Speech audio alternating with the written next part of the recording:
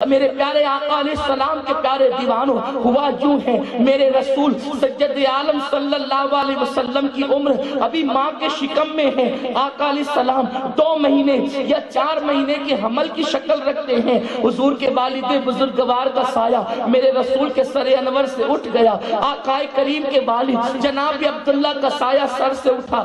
ابھی میرے اور آپ کے آقا ماں کے شکم میں موجود ہے۔ اماں جان ابھی جو ہے آقا کریم کی عمر 6 سال کی ہے کہ میرے رسول کی والدہ سیدہ آمنہ خاتون جو ہے مقام ابوا پر ان کا وصال ہو جاتا ہے۔ میں اشارہ کر رہا ہوں تاکہ سیرت کا گوشہ ایک ایک گوشہ آپ کی نگاہوں کے اندر آئے۔ ایک بات لیکن یہ بھی بتاؤں، آج کل لوگ یہ کہتے ہیں کہ مزاروں پر جانا بدعت ہے اور قبروں پر نہیں جانا چاہیے۔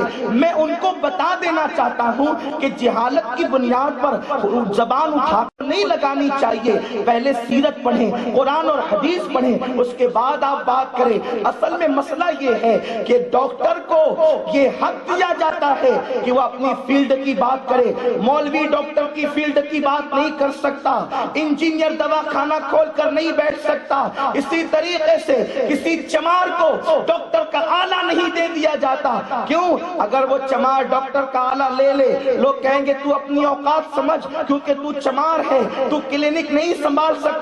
اگر تو کلینک لے کر کے بیٹھے گا تو لوگ مر جائیں گے، تو لوگوں کو تباہ کر دے گا۔ چمار کا کام جوتے سینا ہے، ڈاکٹر کی کلینک سنبھالنا نہیں ہے۔ لیکن مجھے افسوس اس بات پر ہوتا ہے، ڈاکٹر کے علم کے حوالے سے صرف ڈاکٹر گفتگو کر سکتا ہے، ڈاکٹر کی فیلڈ کے حوالے سے صرف ڈاکٹر باتیں کر سکتا ہے۔ لیکن لوگوں نے دین کو اتنا آسان سمجھ لیا، دین کو اتنا ہلکا سمجھ لیا۔ پان دکان والا بھی دین پر جو ہے اب اپنی تفسیریں کر رہا ہے۔ اللہ اکبر، جن کو استنجا کی سنتیں نہیں معلوم وہ حدیث پر تفسیریں کر رہے ہیں۔ کتنا افسوس ہے کہ انسان اپنی فیلڈ سے ہٹ کر کے بات کرے تو لوگ لگام دیتے ہیں، یہ تیری فیلڈ نہیں، تو بات کیوں کرتا ہے؟ تو پھر لوگ قرآن اور حدیث کے معاملے میں آخر جاہلوں کو لگام کیوں نہیں دیتے کہ یہ تیری فیلڈ نہیں، تو کیوں بات کر رہا ہے؟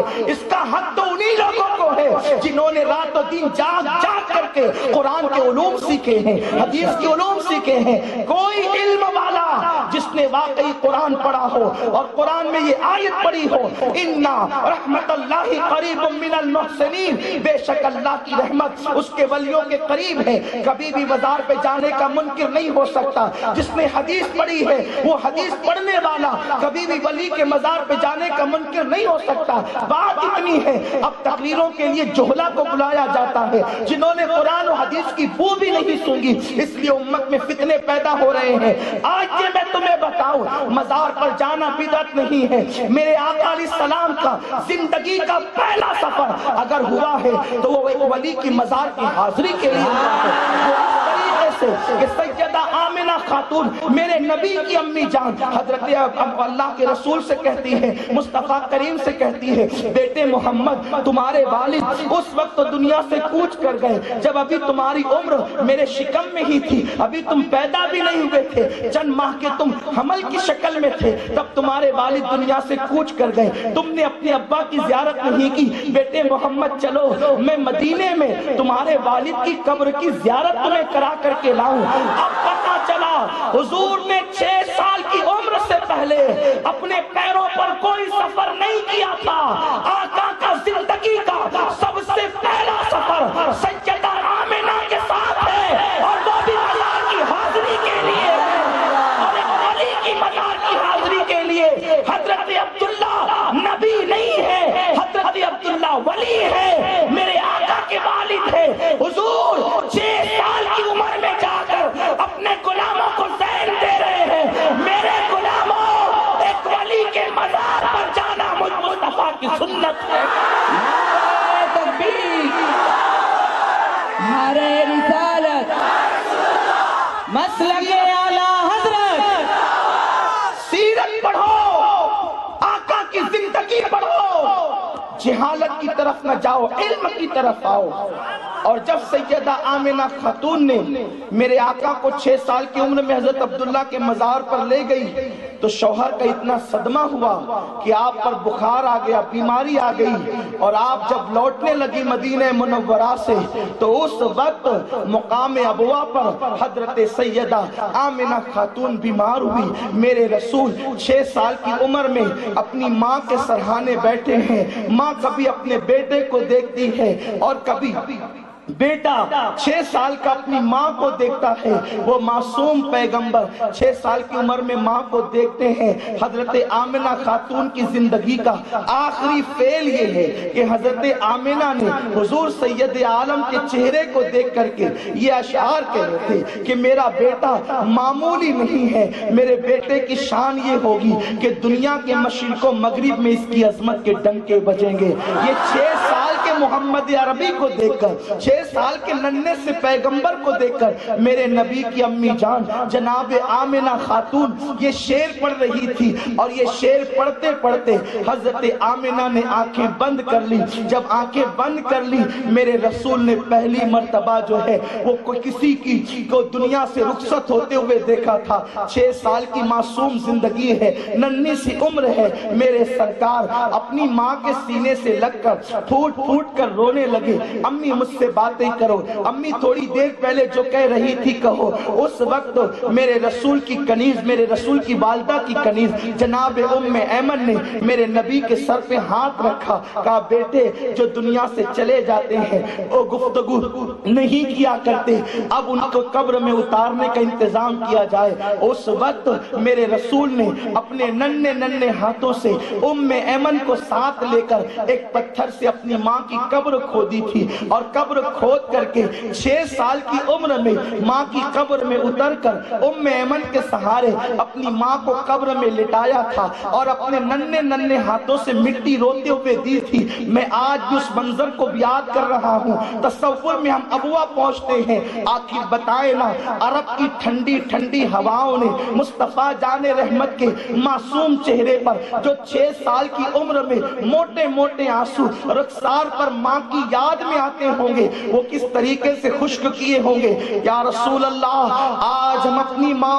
کو امی امی کہہ کر صرف اس لیے پکارتے اس نیت سے کہ آپ کی والدہ محترمہ کا کفارہ ہم ادا کر سکیں۔ حضور جب عرب کے ننھے ننھے بچے آپ کے سامنے اپنی ماں کو پکارتے ہوں گے تو آقا آپ کے دل پر کیا گزرتی ہوگی۔ حضور آپ خاموشی میں اپنے ہاتھوں سے کس طریقے سے آنسو خشک کرتے ہوں گے ہم سمجھ سکتے ہیں، قربان جائیں۔ لیکن یہاں ایک بات اور عرض کروں سیرت کا اگلا پہلو پیش کرنے سے پہلے کہ اللہ اکبر، آج لوگ کہتے ہیں فرقہ بندیاں نہ کرو، اتحاد کی بات کرو۔ میں صرف ایک بات کہہ کر کے گزر جاؤں گا اور آپ کی ایمان پہ چھوڑ دوں گا، اس لیے کہ خطابت کے جوہر دکھانا میرا کام نہیں، میں کوئی خطیب نہیں، میں بارگاہ غوثیت کا ایک ادنا سا غلام اور سگے بے ہنر ہوں۔ سبحان اللہ، اتنی عرض کرنا چاہتا ہوں، تمہارے ایمان پر چھوڑ دینا چاہتا ہوں۔ مسلمانوں، دنیا میں قبریں بہت ہیں، قطبوں کی قبر ہے، ابدالوں کی قبر ہے، اغواث کی قبر ہے، صحابہ کی قبر ہے، انبیاء کی قبر ہے، رسولوں کی قبر ہے، لیکن ہر قبر کی شان جدا جدا ہے۔ کسی کی قبر امتی نے بنائی، کسی کی قبر صحابی نے بنائی، کسی کی قبر مرید نے بنائی، کسی کی قبر پیر نے بنائی، لیکن آمنہ اے میری مقدس ماں تیری عظمتوں پہ قربان، تیری قبر کو نبیوں کے امام الانبیاء نے پتھر سے کھودا تھا، اور اپنے 6 سال کے معصوم ہاتھوں سے آمنہ خاتون کی قبر کو بنایا تھا۔ لیکن آج مجھے افسوس ہے سعودی حکومت نے یہ کہہ کر کے میرے نبی کی ماں کی قبر پہ بلڈوزر چلا دیا، یہ ایک جہنمی اور مشرکہ عورت کی قبر ہے۔ آپ سے میں پوچھنا چاہتا ہوں، اور یہ صرف سعودی حکومت کا کارنامہ نہیں، ہندوستان کا جو سب سے بڑا دارالعلوم کہلاتا ہے، اس دارالعلوم دیوبند دیوبند کے مفتیوں نے بھی تائید کی تھی کہ ہاں محمد کی ماں کافرہ اور مشرکہ تھی، اس لیے جو ہے وہ ان کی قبروں کو ڈھا دینا چاہیے۔ فتاوی رشیدیہ میں مولوی رشید نے لکھا ہے کہ نبی کے والدین جو ہے وہ سادات حنفیہ کے نزدیک مسلمان نہیں ہے، کافر و مشرک ہے۔ بس میں تم سے اتنا پوچھنا چاہتا ہوں مسلمانوں، فرقہ بندی کی گفتگو کرنا، تفرقہ بازی کرنا یہ اہل سنن کا کام نہیں، لیکن عشق مصطفیٰ تو ہماری رگوں پہ میں بھرا ہوا ہے۔ محمد عربی کی محبت تو ایمان کا تقاضا ہے، ہمیں تو اتنا بولنے کا حق ہے اگر کسی کے باپ کو کافر کہا جاتا ہے تو اس کا دل تڑپتا ہے۔ اکرمہ کے باپ ابو جہل کو جب لوگوں نے کافر کہا تو اکرمہ کی آنکھوں میں ایمان لانے کے بعد آنسو آئے تھے، یا رسول اللہ میرے باپ کو میرے سامنے برا کہتے ہیں۔ اس وقت میرے نبی نے کہا تھا صحابہ سے، ابو جہل برا ضرور ہے، وہ میری امت کا فرعون ہے، لیکن سنو ایک کافر کی وجہ سے ایک مومن کا دل نہ دکھانا۔ اکرمہ کے سامنے اس کے باپ ابو جہل کو کافر نہ کہنا، اس کے بارے میں برا نہ کہنا۔ میں تم سے پوچھنا چاہتا ہوں، اکرمہ کا باپ جس کے کفر پر مرنے میں کوئی شک نہیں، اکرمہ کے سامنے اگر اس کافر باپ کو کافر کہا جاتا ہے تو اکرمہ کا دل چھنی چھنی ہوتا ہے۔ جب کلمہ پڑھنے والا امتی مولوی، امتی مصنف میرے نبی کے ماں باپ کو کافر کہتا ہوگا تو قبر انور میں میرے نبی کا دل چھنی چھنی نہیں ہوتا ہوگا، میرے نبی کا دل نہیں دکھتا ہوگا۔ جس وقت سیدہ آمنہ کی قبر پر بلڈوزر چلایا گیا ہوگا اس وقت محمد عربی کے وجود پر کیا گزری ہوگی۔ سنو، نبی کی ماں وہ مقدس ماں ہے۔ میں ساری دلیلیں تو نہیں دیتا لیکن تمہارے ذہن کے لیے ایک دلیل دیتا ہوں۔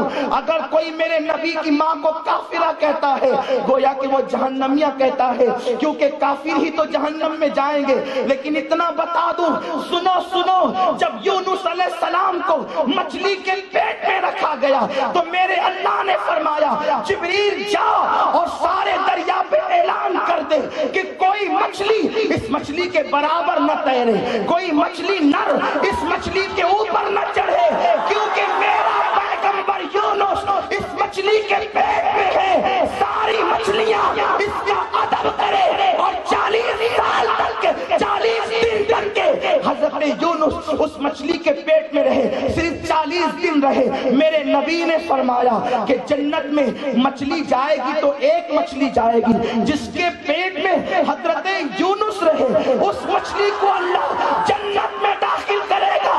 ارے مچھلی نبی کی ماں نہیں ہو سکتی اگر 40 دن تک کے یونس جیسا پیغمبر مچھلی کے پیٹ میں جائے، وہ مچھلی جنت میں جاتی ہے تو 9 مہینے تک کے جس آمنہ کے شکم میں میرا مصطفیٰ ہے وہ آمنہ جنت میں کیوں نہیں ہے؟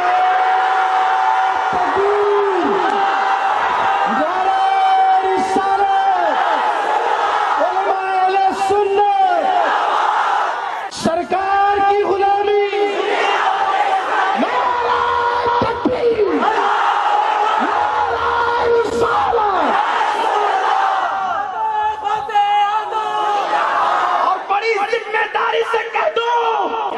میرے نبی نے کہا جنت و تحت اقدام الامہات، جنت تمہاری ماں کے قدموں کے نیچے ہے۔ ارے نبی نے تیری ماں کو اتنا بلند کیا کہ جنت تیری ماں کے قدموں میں سمٹ کر رکھ دیا، اور تو اتنا ظالم نکلا کہ تو نبی کی ماں کے بھی جنتی ہونے کا اقرار نہیں کرتا۔ تو پتا چلا اگر نبی کی ماں جنت میں نہیں جائے گی تو پھر کسی کی ماں جنت میں نہیں جائے گی۔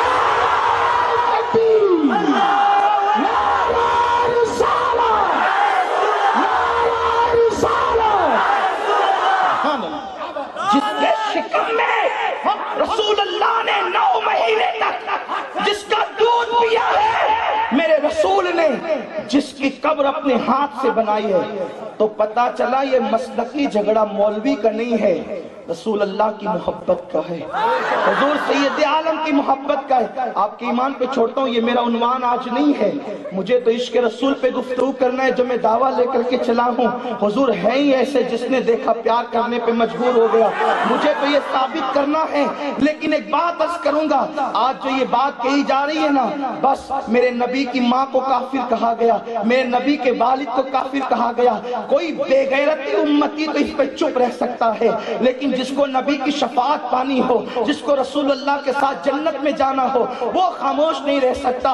ہم اکیلے رہ جائیں گے لیکن ان عناصر کے خلاف احتجاج ضرور کرتے رہیں گے جنہوں نے ہمارے نبی کے ماں باپ کو گالی دی ہے، اس لیے کہ بیارو ہم اتنا ظرف رکھتے ہیں، اگر تمہیں شوق ہے گالی دینے کا تو ہمارے ماں باپ کو گالی دے دو، ہم برداشت کر لیں گے، اتنا ظرف رکھتے ہیں۔ لیکن نبی کی ماں پر گالی، وہ بھی کفر کی گالی، جہنمیہ کی گالی، شرک کی گالی کیسے گوارا کریں گے؟ بس اپنے نوجوان سے کہہ دیتا ہوں اتنا، اب تمہارے ایمان پہ چھوڑتا ہوں۔ نبی کی ماں کو جس نے فتاوی رشیدیہ میں کافر کہا، نبی کے والد کو جس نے فتاوی رشیدیہ میں کافر کہا، اب تم انہیں مومن مانو تو مانو، یہ تمہارا اپنا فعل ہے، لیکن اتنا سن لینا، کل قیامت میں رسول اللہ کی بارگاہ میں عام عوام جاہل ان پڑھ سب کو جانا ہے، حضور تیرا گریبان پکڑ کر پوچھیں گے اسی کے پیچھے نماز پڑھتا تھا جس نے میری ماں کو جہنمی اور کافر کہا تھا، اسی کے ساتھ چلتا تھا جس نے میری امی کو گالی دی تھی اور قبر انور کو شہید کرنے کا پلان پیش کیا تھا۔ بس آپ جواب دینے کے لیے تیار ہے، وہاں میں نہیں آؤں گا جواب دینے، میرا جواب مجھے دینا ہے، آپ نے اپنا جواب دینا ہے۔ ہمیں کسی کی خوشی نہیں چاہیے، ہمیں محبوب خدا کی خوشی چاہیے، اس لیے کہ اللہ کو راضی کرنے کا واحد ذریعہ یہ ہے کہ اس مصطفیٰ کو راضی کر لو جس کی رضا اللہ چاہتا ہے۔ سبحان اللہ، سبحان اللہ۔ کا فتردہ، اور میری ماں کو کوئی برا کہے تو میں اس سے خوش نہیں رہ سکتا، آپ کی ماں کو کوئی برا کہے آپ خوش نہیں رہ سکتے۔ یارو حضور کی ماں کو کہا گیا، آپ کو اگر کتاب دیکھنی علماء بتا دیں گے، بہرحال آپ کے ایمان پہ چھوڑتا ہوں۔